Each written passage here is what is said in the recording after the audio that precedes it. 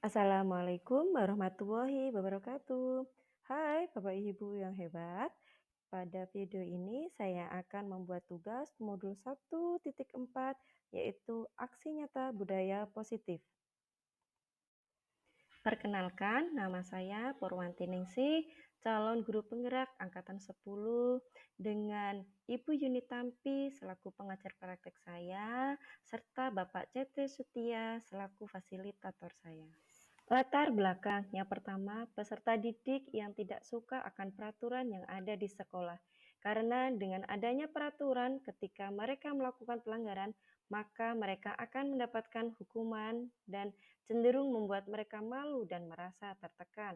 Yang kedua, banyak teman sejawat saya yang belum paham akan penerapan konsep inti budaya positif di sekolah, seperti perubahan paradigma belajar, disiplin positif, kebutuhan dasar manusia, motivasi perilaku manusia, posisi kontrol guru, keyakinan kelas, dan segitiga restitusi. Diharapkan jika seluruh konsep inti tersebut dipahami oleh seluruh warga sekolah, maka akan tercipta budaya positif yang baik di lingkungan sekolah kami. Tujuan aksi nyata yang pertama, menumbuhkan budaya positif di sekolah dengan meyakini nilai-nilai kebajikan universal serta meningkatkan pengetahuan dan pemahaman tentang budaya positif. Yang kedua, menciptakan murid yang merdeka dan disiplin diri yang kuat serta terbentuknya motivasi intrinsik pada murid dengan pembuatan keyakinan kelas. Tolak ukur. Yang pertama, terlaksananya diseminasi konsep inti budaya positif di sekolah. Yang kedua, terbentuknya keyakinan kelas yang berdasarkan kesepakatan guru dan murid. Yang ketiga, peserta didik mampu menerapkan dan menjalankan keyakinan kelas yang sudah dibuat dan disepakati. Yang terakhir, terlaksananya penyelesaian masalah murid menggunakan penerapan segitiga restitusi. Yang selanjutnya yaitu dukungan. Dukungan diberikan oleh Kepala Sekolah SD Negeri Muduyung, Dewan Guru di SDN Muruduyung, murid, dan sarana prasarana yang dibutuhkan dalam pembuatan diseminasi penerapan budaya positif, keyakinan kelas, dan segitiga restitusi. Yuk, yang selanjutnya berikut ini merupakan kegiatan diseminasi sekolah mengenai pemahaman dan pengalaman penerapan budaya positif. Assalamualaikum warahmatullahi wabarakatuh. Om Swastiastu, Namo Buddhaya, Salam Kebajikan.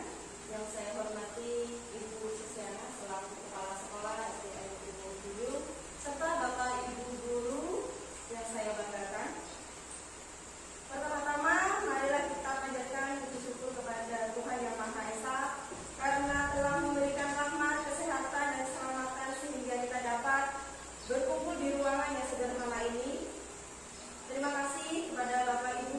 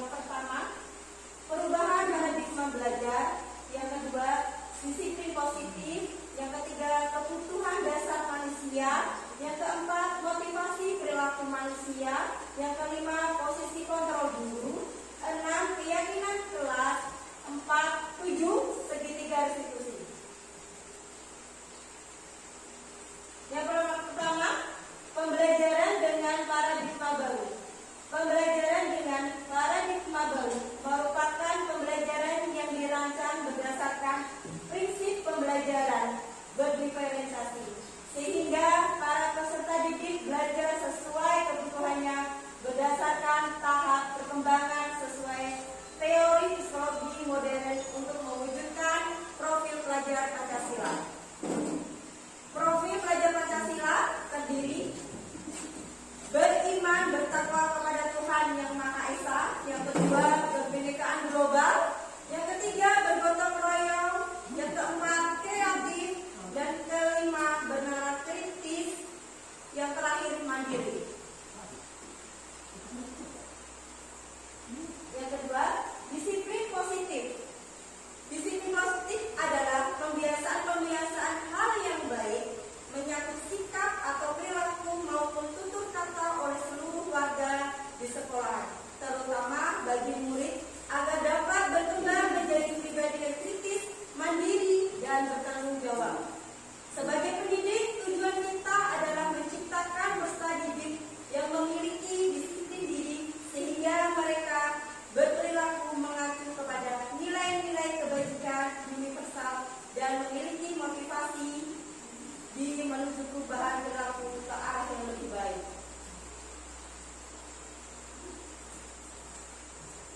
Yang ketiga, kebutuhan dasar manusia. Kebutuhan dasar manusia merupakan sesuatu yang kita lakukan untuk mendapatkan apa yang kita inginkan. Seluruh tindakan yang kita lakukan memiliki tujuan. Semua usaha yang terbaik kita lakukan agar kebutuhan dasar kita terpenuhi dengan baik. Kebutuhan dasar manusia ada 5. Bertahan hidup. Bertahan hidup antara lain maksudnya keperluan makan, pakaian, tempat tinggal, keamanan, dan kesehatan. Kasih sayang dan rasa diterima. Rasa diterima, kepedulian, berbagi, kerjasama, dan menjadi bagian dalam kelompok. Yang ketiga, penguasaan, harga diri, keinginan untuk dianggap memimpin, berprestasi, diakui, atau didengar. Kebebasan, maksudnya mandiri, memiliki pilihan, mencoba hal yang baru, dan mampu mengendalikan arah dirinya. Yang selanjutnya, kesenangan, bermain, humor, antusias, dan tertawa.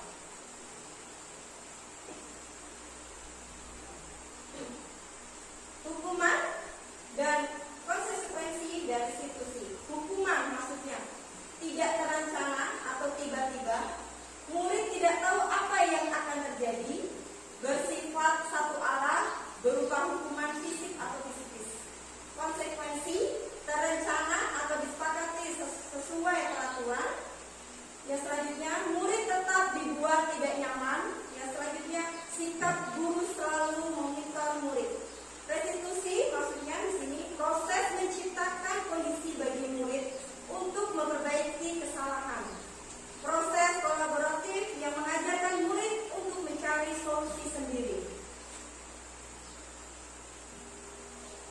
Posisi kontrol guru ada 5. Yang pertama penghukum, pembuat merasa bersalah. Yang ketiga teman, yang keempat pemantau, dan terakhir manajer. Di sini ada gambaran, Bapak Ibu. Adi terlambat hadir di sekolah. Adi terlambat hadir di sekolah. Adi terlambat hadir di sekolah. Itu hukuman. Ciri-cirinya nada suara tinggi, bahasa tubuh, mata melotot, dan jari menunjuk-nunjuk atau menunjuk. Contohnya di sini kalimatnya terlambat lagi, pasti terlambat lagi. Selalu datang terlambat, kapan bisa datang tepat waktu? Tanyakan kepada diri Anda, bagaimana perasaan murid bila guru berkata seperti itu pada saat muridnya datang terlambat? Kemungkinan murid marah dan mendendam atau bersifat agresif. Bisa jadi sesudah kembali duduk, murid tersebut akan mencoret-coret bukunya atau meja tulisnya. Lebih buruk lagi, sepulang sekolah, murid melihat motor atau mobil bapak ibu guru dan akan menggores kendaraan tersebut dengan paku. Dari tindakan hukuman dengan tingkat nada yang keras, anak semakin keras. Intinya dari contoh hukuman. Selanjutnya, contoh membuat merasa bersalah.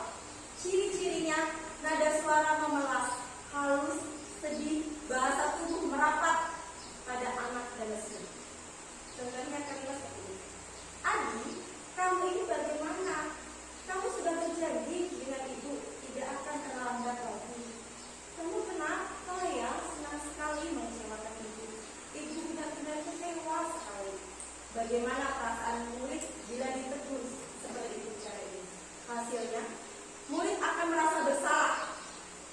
Bersalah telah mengecewakan ibu atau bapak gurunya. Murid akan merasa menjadi orang yang gagal dan tidak sanggup membahagiakan orang lain. Dan kadangkala sikap seperti ini lebih berbahaya dari sikap penghukum, karena emosi akan tertanam rapat di dalam murid. Menahan perasaan tidak seperti murid dalam dengan guru penghukum, di mana murid bisa melupakan amarahnya walaupun dengan cara negatif. Murid tertekan seperti inilah yang tiba-tiba bisa meletus amarahnya dan bisa menyakiti diri sendiri atau orang lain.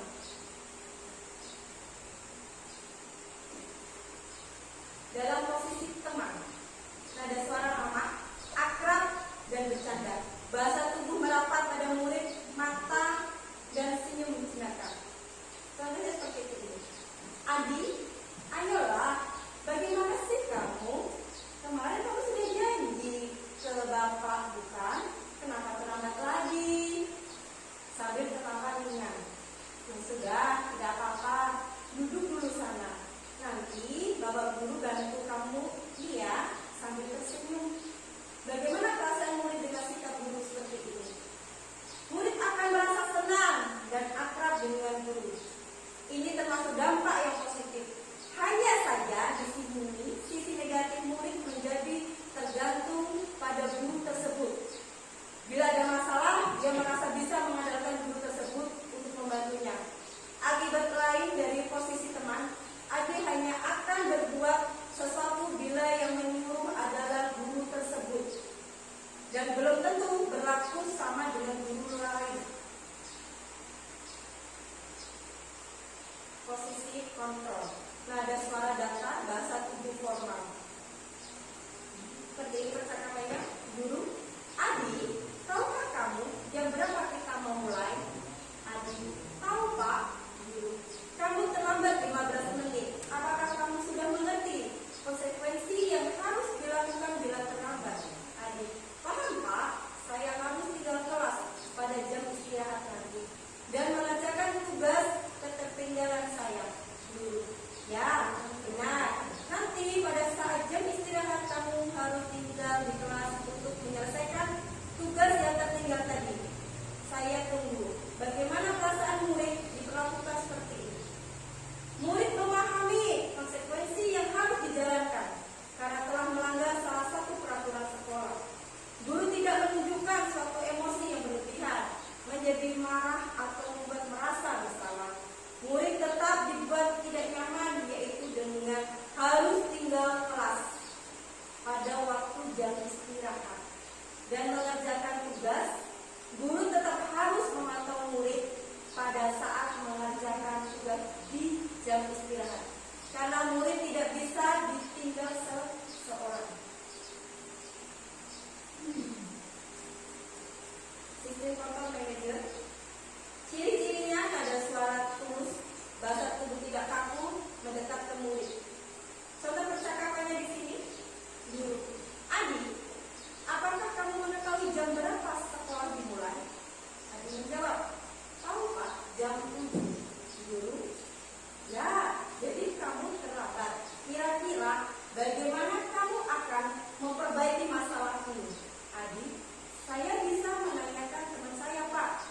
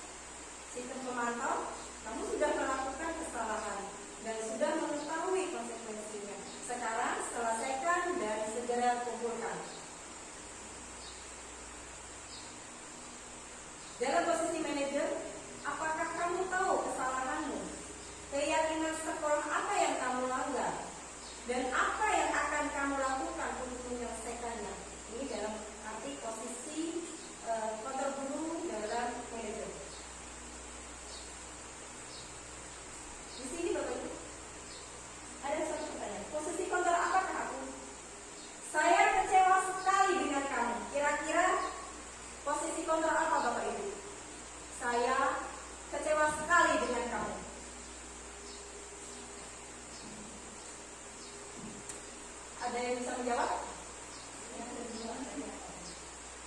Di situ ada posisi kontrol pendukung, ada posisi kontrol teman, ada pemantau, manajer, membuat merasa bersalah, Ibu Eri. Yang lain? Kata-kata saya kecewa sekali dengan kamu. Kira-kira posisi kontrol apa aku? Tadi ada 5 posisi kontrol dulu.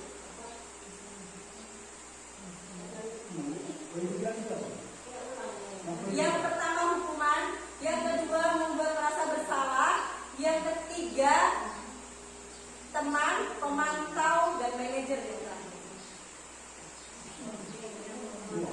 Apa Kak? Yang poin 2 membuat merasa bersalah. Ya, kita lihat ya jawabannya. Membuat merasa bersalah. Selanjutnya, posisi kontrol apakah aku? Kamu tidak pernah benar melakukannya. Sekarang keliling lapangan 3 kali. Hukuman. Oke. Ya, menghukum. Selanjutnya, ayolah, lakukan demi Bapak. Oh, tepat. Oke, kita lihat ya Bu Pau.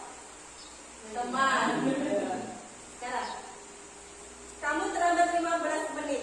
Apakah kamu sudah mengerti konsekuensi yang dilakukan bila terlambat? Pemantau, kita coba lihat Bu Paul dan pemantau. Betul sekali pemantau. Lanjut sekarang. Kira-kira bagaimana kamu akan memperbaiki masalah ini? Manajer. Iya, betul sekali. Di sini ada lagi. Di sini ada lagi keyakinan keras. Ya, ini keyakinan keras. Keyakinan kelas merupakan kesepakatan kelas yang diyakini bersama guru dan murid dengan harapan dapat meningkatkan disiplin murid. Keyakinan kelas berupa pernyataan universal, dibuat dalam bentuk positif dan bersifat abstrak.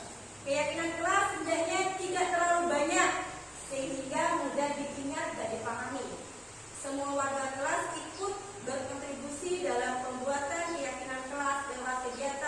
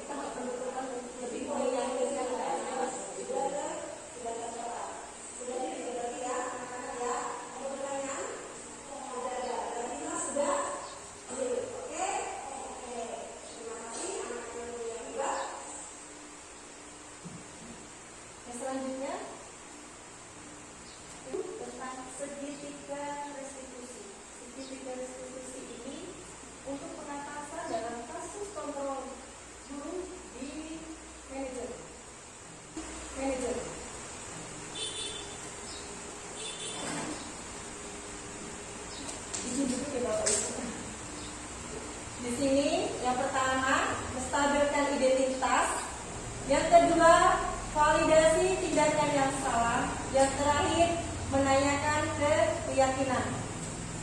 Jadi segitiga diskusi ini ada terkaitannya dengan keyakinan kelas atau keyakinan kita buat keyakinan sekolah. Apa yang sudah anak pelanggar. Dari kata-kata mustabik identitas ini, guru bisa menanyakan seperti ini. Ciri khasnya, setiap orang pasti pernah melakukan kesalahan. Setiap orang pernah melakukan kesalahan. Kamu bukan satu-satunya yang pernah melakukan ini. Jadi secara tidak langsung kita tidak mengestik anak itu salah, tetapi anak akan berusaha menyadari kesalahannya sendiri. Memvalidasi tindakan yang salah, kamu tentu punya alasan mengapa melakukan itu. Tapi kamu punya alasan, jadi kita menggali apa alasan anak itu bisa melakukan kesalahan.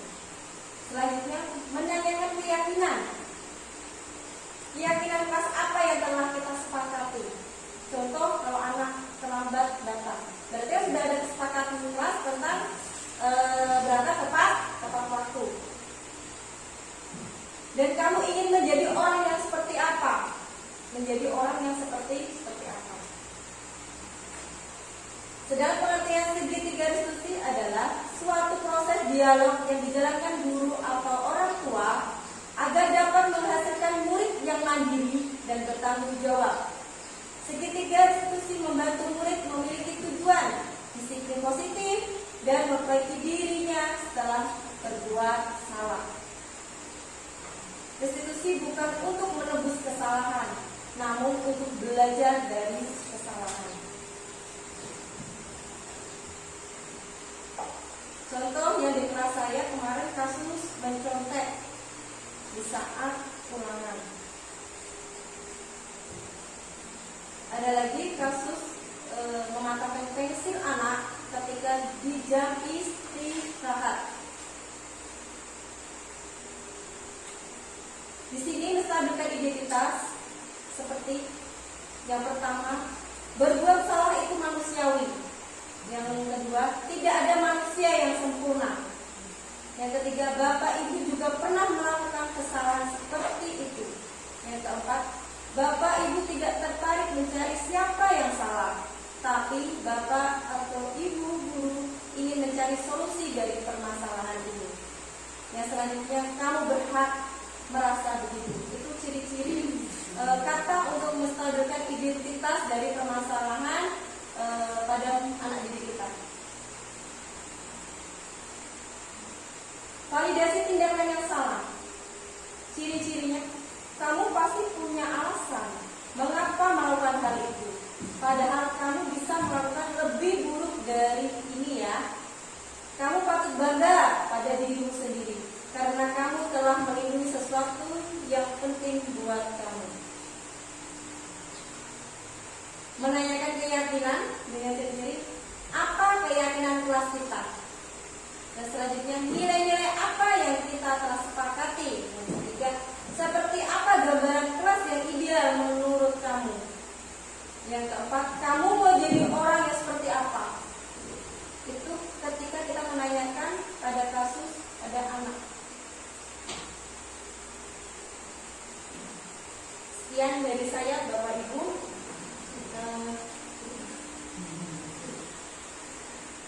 Sudah selesai kesimpulan pada kegiatan hari ini.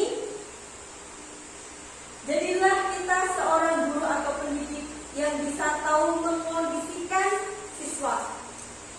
Jadi kita harus mengetahui bagaimana keadaan siswa dengan melakukan hal-hal yang tadi. Kita harus mengetahui kebutuhan mereka. Kita harus bisa memposisikan kontrol kita sebagai guru. Budaya positif yang telah kita lakukan di sekolah kita perdayakan lagi, kita tingkatkan lagi. Semoga ini menjadi hal yang bermanfaat dan bisa menambah ilmu untuk Bapak Ibu guru sekalian, dan yang paling utama untuk diri saya sendiri. Terima kasih atas waktu dan kesempatan. Semoga di lain kesempatan kita bisa berbagi praktek dan sering bersama untuk kolaborasi untuk tentang kompetensi kita. Mungkin itu dari saya akhiri. Bila Tuhan beri daya, wassalamualaikum.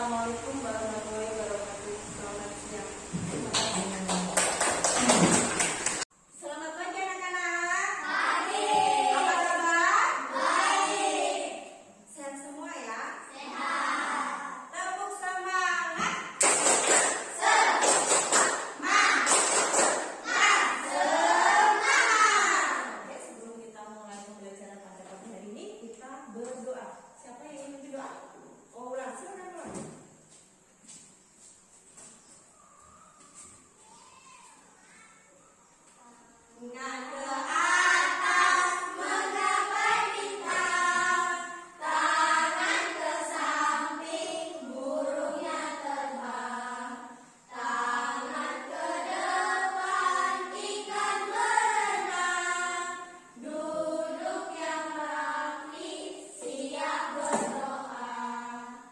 Sebelum kita memulai pelajaran kita, mari kita berdoa menyerahkan pada kepercayaan masing-masing. Saya akan menggunakan agama Katolik. Tuhan memulai pelajaran dengan kami memberikan kelancaran dan kecerdasan kami. Amin. Makasih Wan, kakakku. Oke, anak-anak ibu yang hebat, sudahkah siap? Siap. Oke.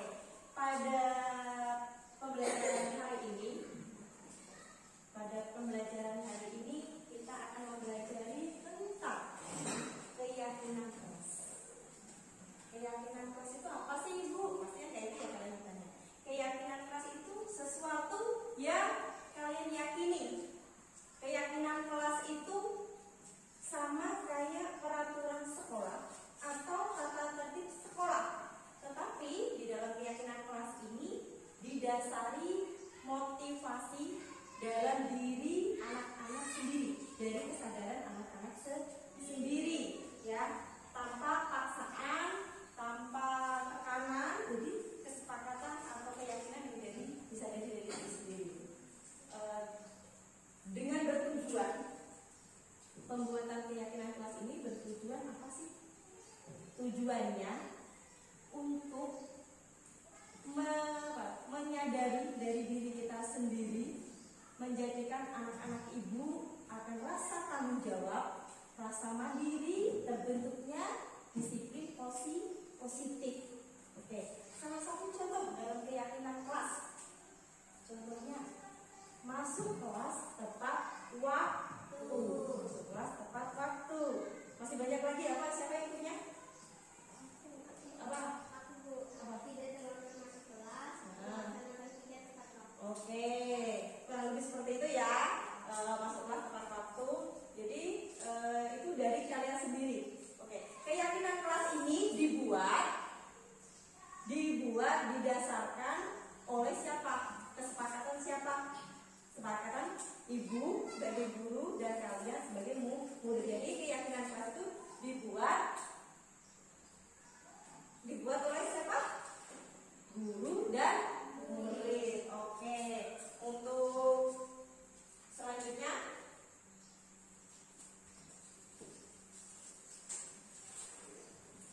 tetapi nanti dalam keyakinan kelas ini kita menggunakan kalimat yang positif ya.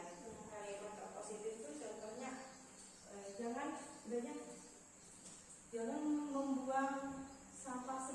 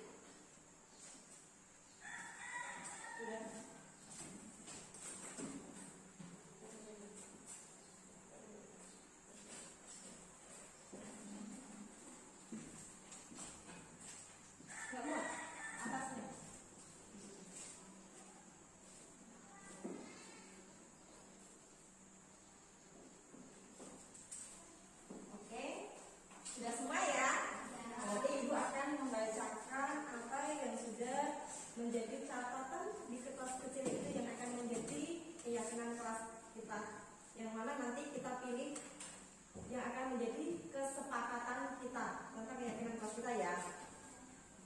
Oke, ini dibacakan. Masuk kelas tepat waktu. Sopan santun kepada ibu bapak guru. Melaksanakan piket tepat waktu. Menjaga lingkungan sekolah. Buang sampah di bak sampah. Kalau tidak masuk harus izin. Terus menyiram bunga. Jangan membuang sampah sembarangan. Wajib berdoa sebelum dan sesudah pembelajaran. Mengumpulkan tugas dengan tepat waktu. Jangan datang telat. Jaga kebersihan. Kita tidak boleh terlambat. Tidak boleh masuk kelas terlambat. Saling menghargai teman walaupun berbeda agama. Siram bunga tepat waktu. Perlu kerja bakti atau menjaga lingkungan. Oke. Kita sepakati, kita kumpulkan dulu, kita kelompokkan yang kiranya sama.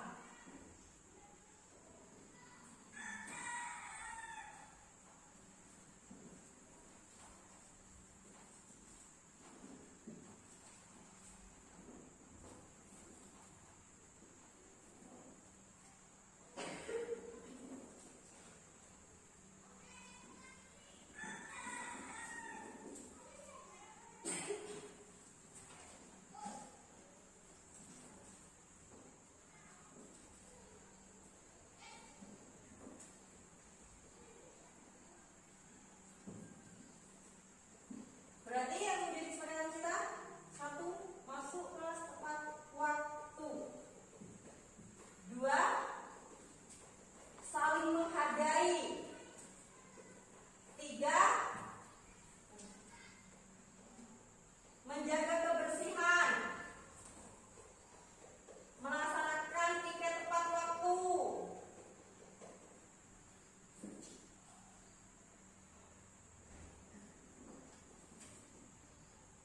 Berdoa sebelum dan sesudah pembelajaran.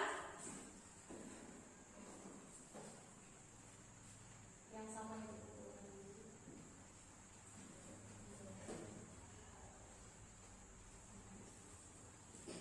Berarti ulangannya saling menghargai, melaksanakan piket tepat waktu, berdoa sebelum dan sesudah pembelajaran, mengumpulkan tugas dengan tepat waktu, saling menghargai, menjaga kebersihan. Oke, berarti setuju apa enggak ini? Setuju. Jadi dengan adanya keyakinan kelas ini, ibu berharap anak-anak ibu yang hebat memiliki tanggung jawab apa yang sudah menjadi keyakinan, apa yang sudah kalian catat dan menjadi kesepakatan kita. Jadi lebih bertanggung jawab, lebih mandiri, lebih meningkatkan lagi apa? Nilai-nilai kebajikan, nilai-nilai bulan disiplin positif. Jadi nanti berarti anak-anak harus menanamkan diri bahwa aku sudah ada keyakinan kelas yang sudah kita sepakati sama ibu dan teman-teman. Jadi poin-poinnya sudah ada, sudah tertera. Sudah deal ya berarti ya anak-anak ya. Ada pertanyaan? Tidak ada. Berarti kita sudah deal. Oke? Oke. Terima kasih anak-anak ibu yang hebat.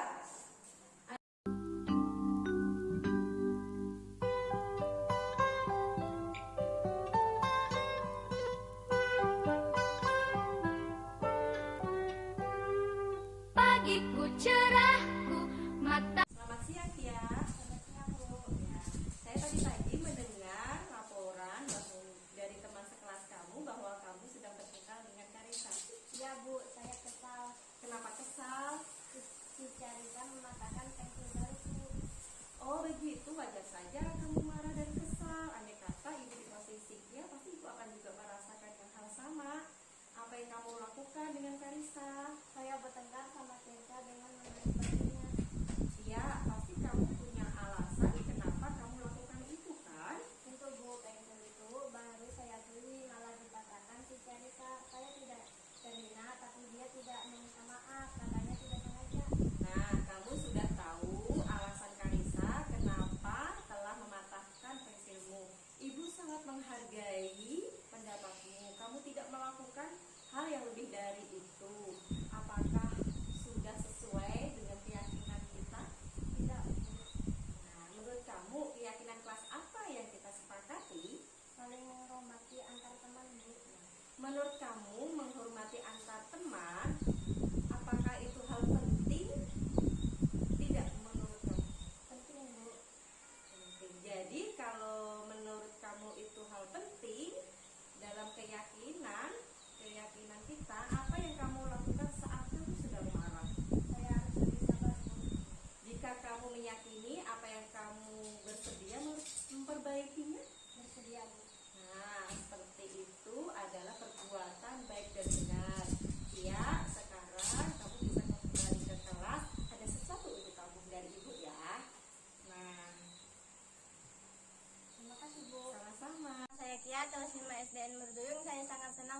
kasih dengan Ibu Purwanti bagaimana cara mengendalikan emosi ketika saya marah kepada teman sekelas saya. Atas penyebabnya saya harus banyak sabar dan memaafkan orang lain. Terima kasih Ibu Purwanti atas bimbingannya dan pensilnya.